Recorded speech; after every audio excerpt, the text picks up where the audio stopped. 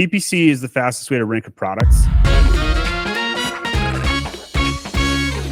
When a product is entering a new SEO phase, would you agree that it's good to launch some PPC campaigns targeting keyword phrase, broad, or exact match to the keywords that we are adding to the backend of the new SEO phase to index those keywords faster? Or Yes.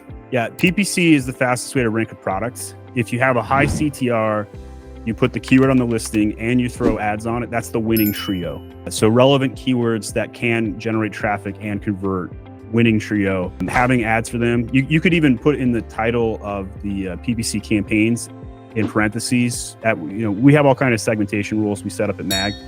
You could add on the very end of that SEO ranking and create a portfolio of SEO ranking campaigns so that when you go to the brand and say, hey, the ACOS went up 4% this month, here's why.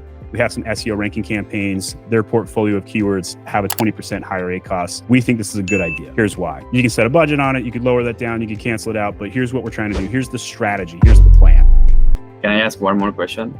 Yeah, absolutely. Yeah. So my strategy right now is trying to get as much people as possible to the subscribe and save on this product, because I want to increase a lifetime value of the product. So what I'm trying to do right now is to add coupon on top of the subscribe and save offer for 5% discount on top of the 10% discount of the subscribe and save. On top of that, also I'm running some brand tailored promotions, and I'm thinking to run some Prime deals during the Prime Day, of course.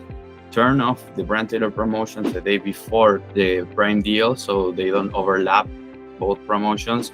And after the Prime deal is over, I can run again with a new customer database from Brand Analytics, the brand tailored promotions. Do you think that it's a good idea, or would you change something on that strategy?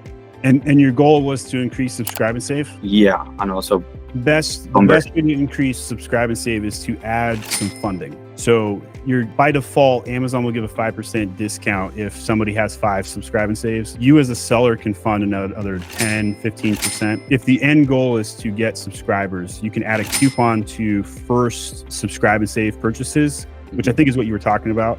Yeah. Definitely do that, but funding the overall percentage off, even adding another 5 or 10% will make a massive difference. Yeah. So I would do all of that. Subscribe and save can be a massive reoccurring revenue model, right? Like you don't have to advertise to that consumer. Like the way that it sounds like the brand's already on board for this, but if you ever run into a brand that's not on board for subscribe and save, you can run the math in front of them. Let's say the PPC is $1 per click and the conversion rate's 10%. That means you have to spend $10 to acquire a purchase, okay? Subscribe and save, if you could get a subscribe and save at 10% and your purchased item is $20, that means you just paid $2 to acquire a sale versus $10 that PPC costs. Which would you rather have? Well, I'm going to take the $2 one.